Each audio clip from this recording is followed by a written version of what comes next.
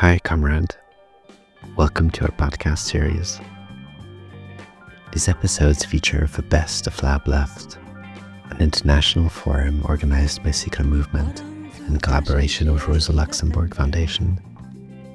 We gathered in Budapest in November 2024 in order to discuss how to win from the left. Thanks for tuning in. This conversation with Dominika Lasota, Nadia Prasakevich, the co-founders and members of Wscho, a Polish grassroots environmentalist and feminist organization, was done by Margit Barna and Rita Bonifert.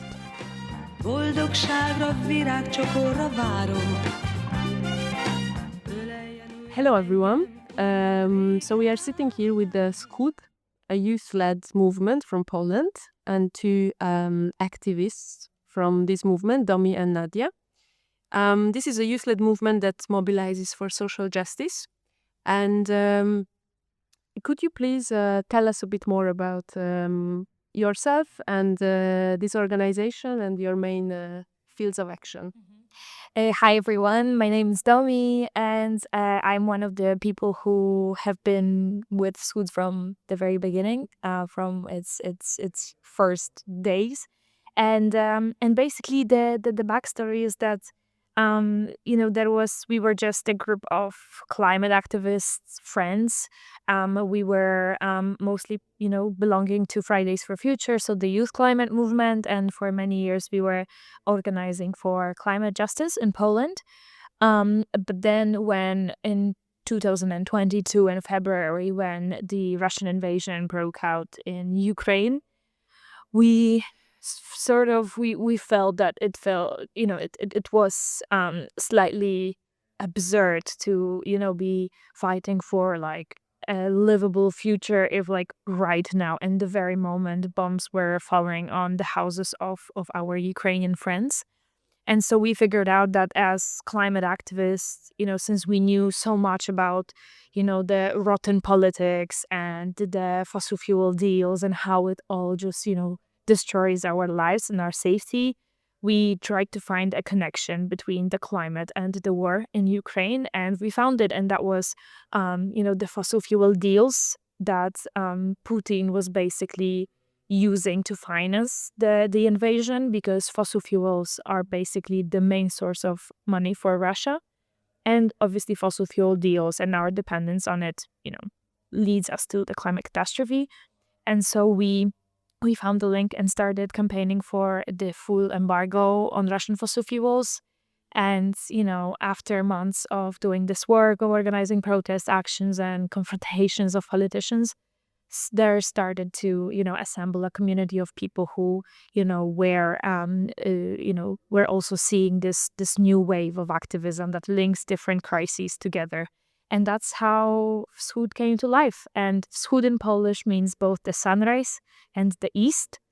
And so we like to think of ourselves as the sunrise from Eastern Europe, as, the new wave of political action, the new wave of activism that can shake up this region for good. Yeah, so that's the backstory, Nadia. And yeah, and I think it's really important in our actions now that we really focus on all these crises, and we don't think of them as this like separate things, but that they are all connected. And if they have the same cause, then maybe there is a common solution to all of them. So basically, what we are trying to do is find this common solution. Thank you. So maybe for those that don't know anything about your organization, like how would you explain a bit more about not just the origins, but like the main fields of actions, that what you do? Yeah, well, I feel like the last year was really for us about like setting a clear direction, because a year ago there were elections in Poland, parliament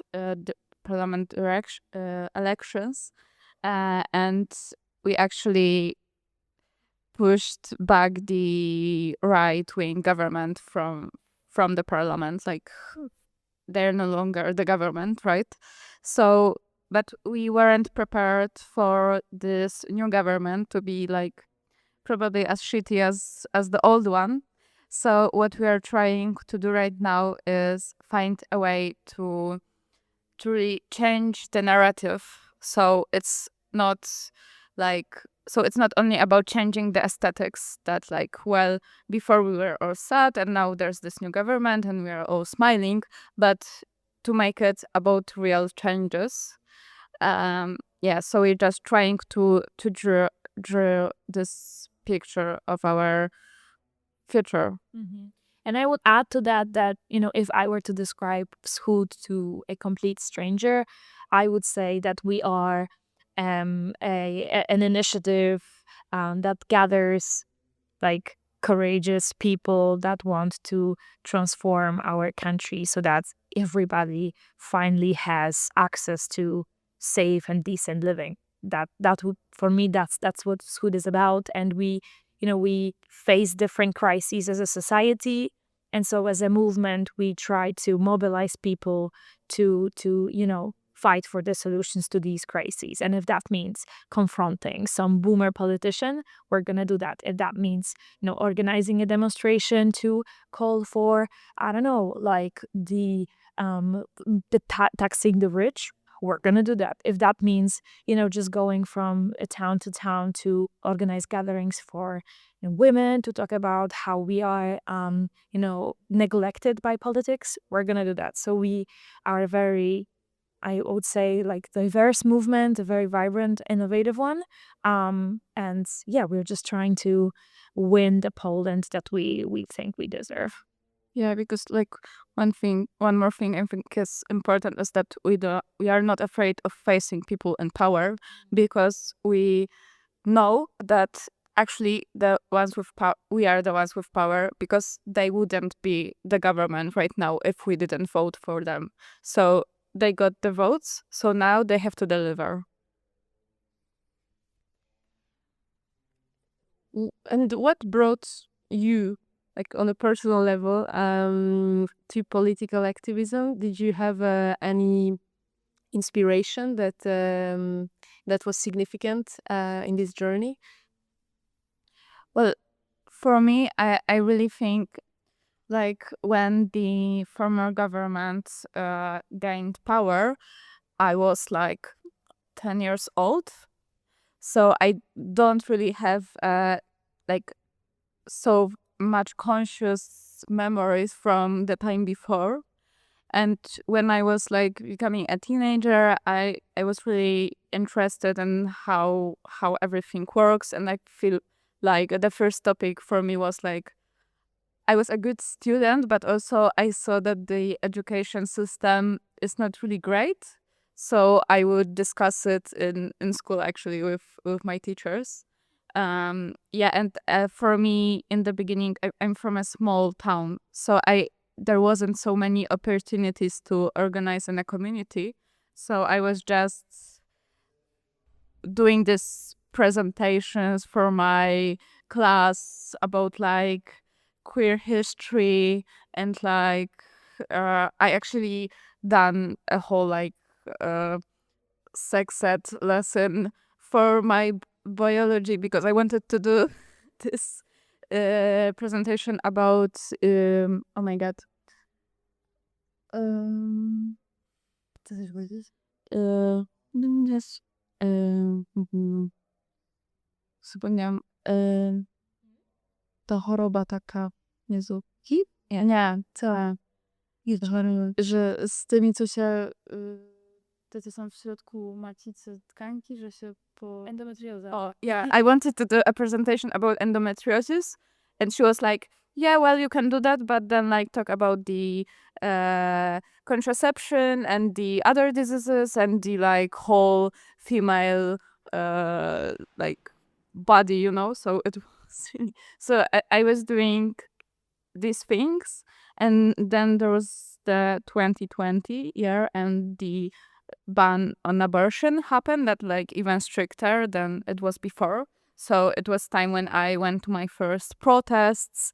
And I really feel that it was a defining moment for me. And yeah, and because of this like organizing about 2020, I came to some groups on Facebook, and a few years later, I saw this like post about Wschód there. So it wasn't really active group anymore, but because of it, I was able to connect with Wschód.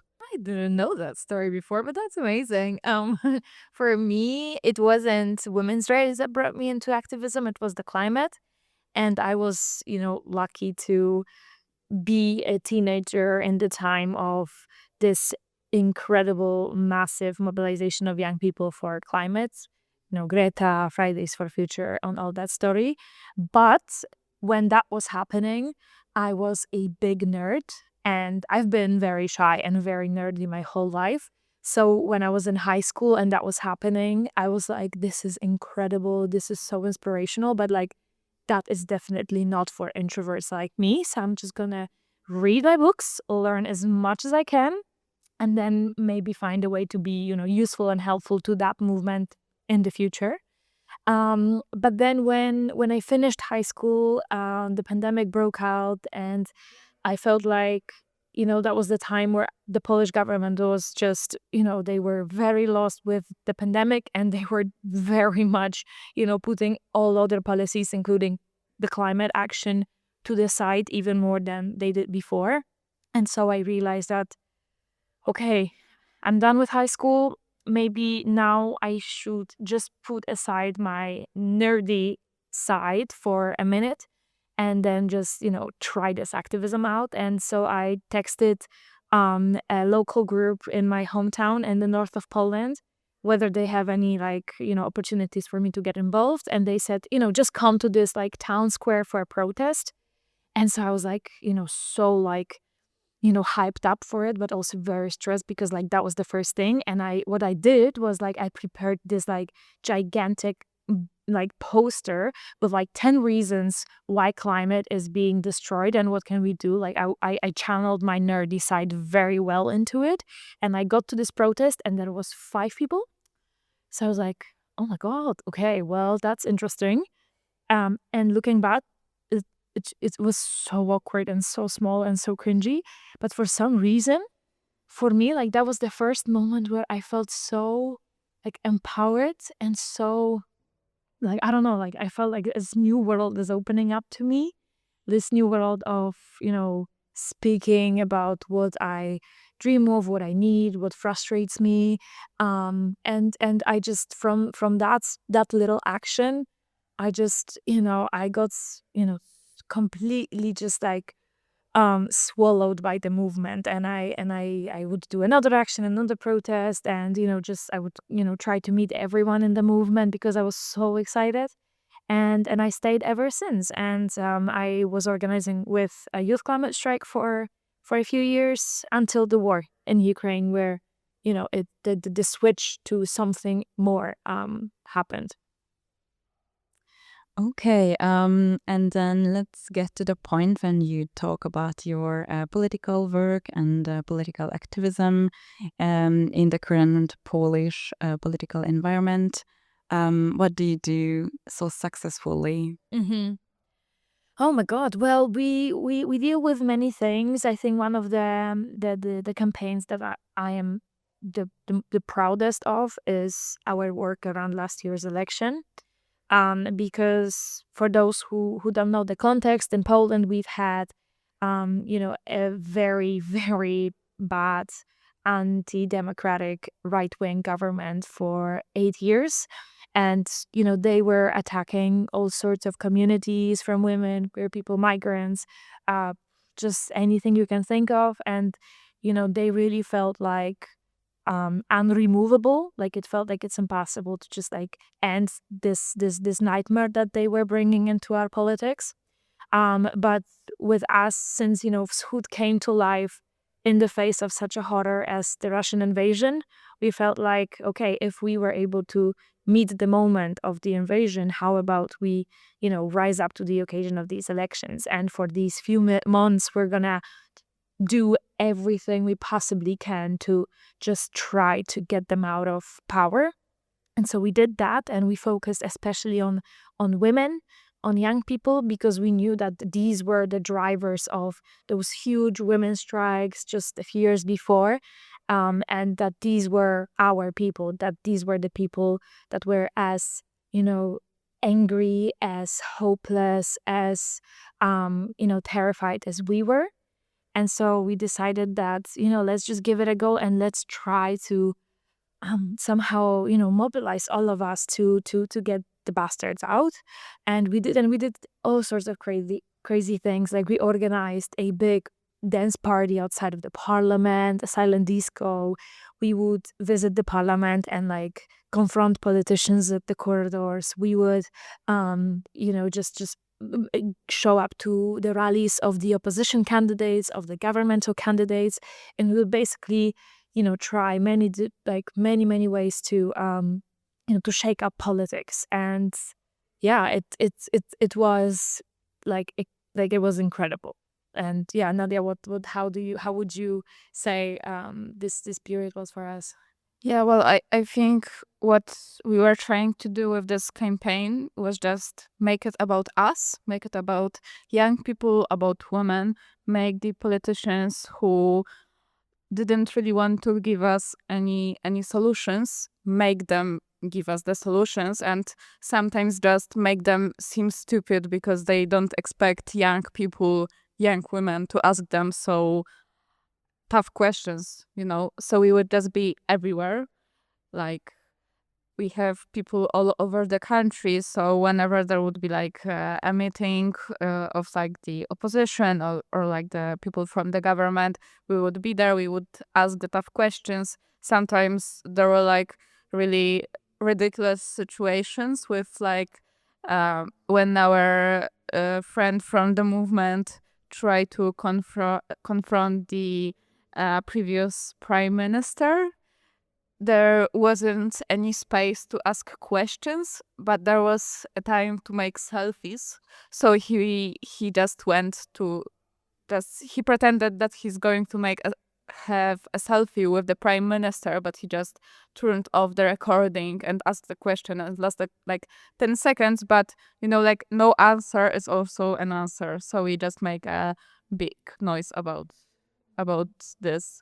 So yeah, I think it was just about making it about us, basically. Yeah, and in the final stages of this election campaign, we decided to just, go big and crazy, and we organized this final, action under the slogan, "We've been silent already."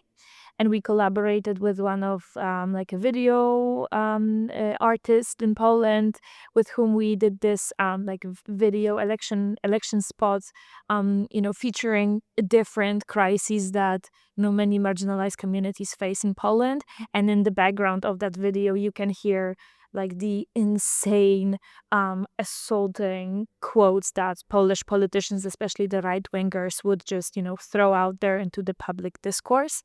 And the special thing about this video is that, towards the end, women first put a finger on their mouth as in the symbol of, them being silenced, but then that finger on their mouth, changes into their middle finger that they show towards the government.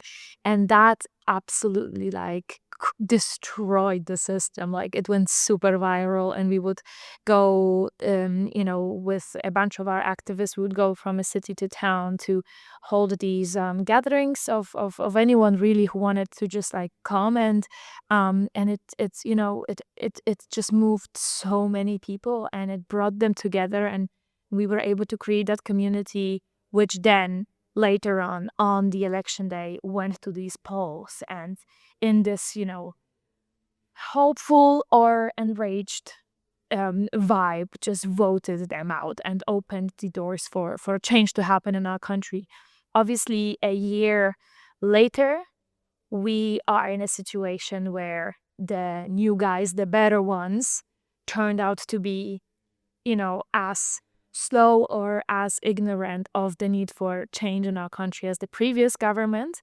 But I feel like what we were able to do in this time is really get clear on what exact transformation we want to see happen in Poland. What do we really want to achieve, like on climate, on women's rights, on economy, finally taxing the rich, like on energy, on our industry, on our workers' rights, on our housing situation. Like, we just assembled all of this into this like visionary charter called Plan for Generations.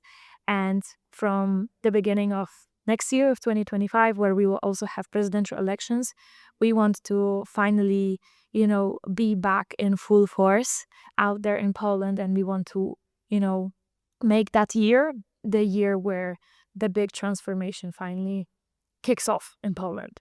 So that's the plan, I guess. Great, that's nice to hear, and it's really inspiring, like everything what you just said. When it comes to political activism, where do you see the differences between Eastern and Western Europe? Yeah, it's the best topic. Where should we start?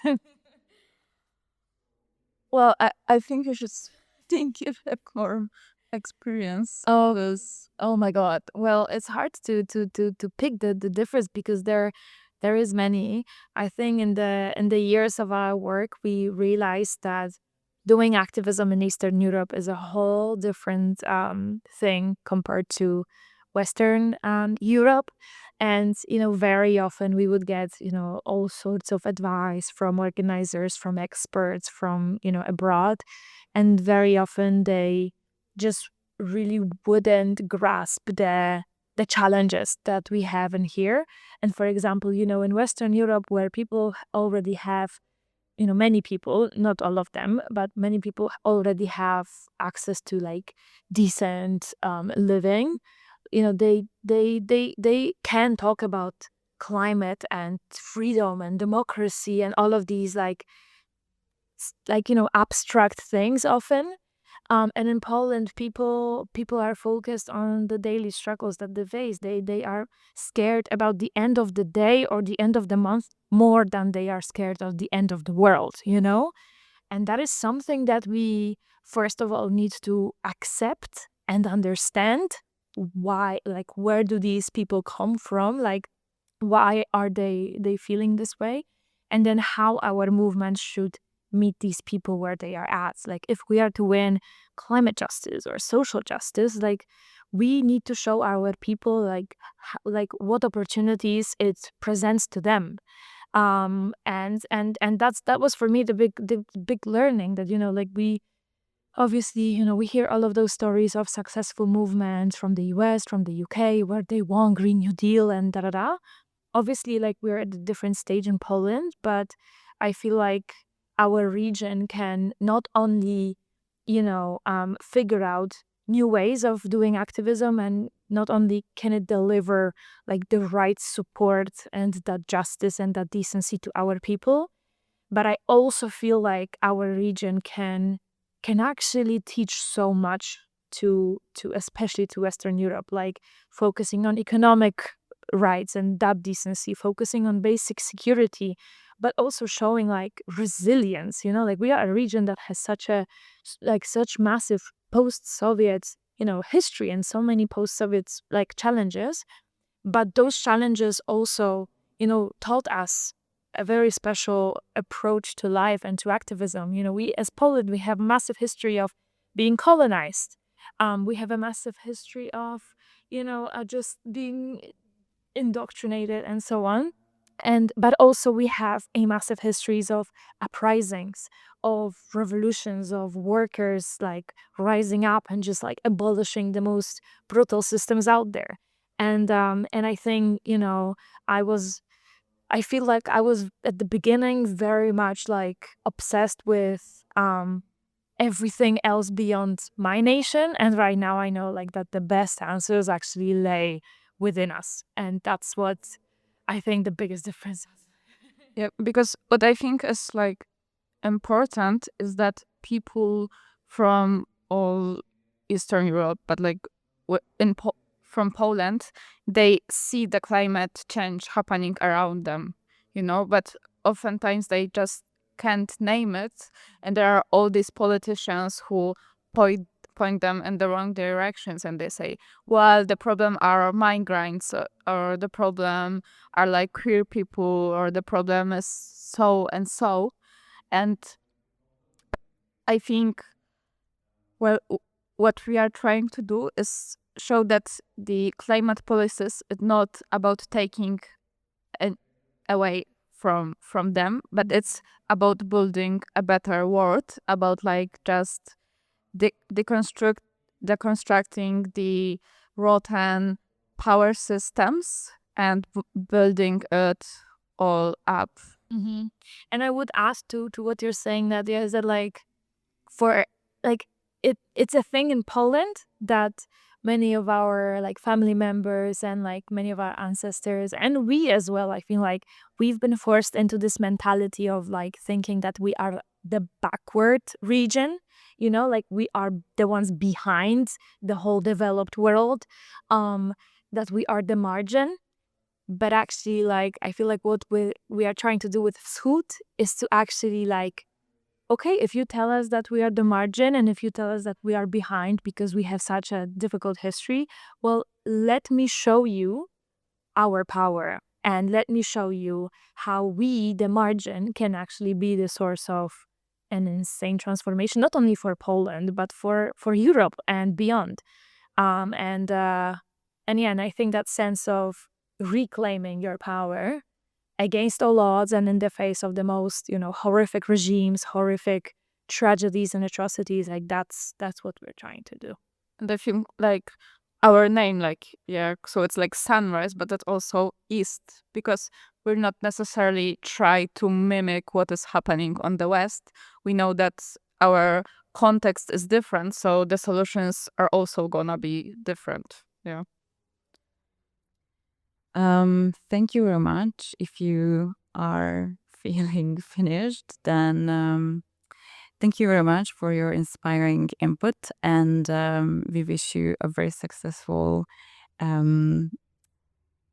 campaign in Poland for Wscho movement, and thank you for being here. Thank you, and I mean also like good luck to our Hungarian friends. We cannot wait for all of that, you know, change to also happen here. And we are 1000% convinced that it's going to happen. It's just a matter of time, right? Yeah. So thank you for the invitation, and we can't wait to see what you guys are gonna do. Exactly. It's gonna be amazing. Great. Wonderful. And we're gonna learn from you. Yeah. So much. We already did from you, so thank you very much. Thank you. Thanks. Thanks for tuning in. To find every other episode, follow our feed. This episode was produced by Levin Takatai. Thanks to everyone who made it possible. Zengong harang, veled együtt zeng a szívem, őt látom, jön már felém. Musikál a világ, velem örül a nyár, tudom én, jön a fényboros napok után. Hozd vissza őt, végtelen nagy szerelem.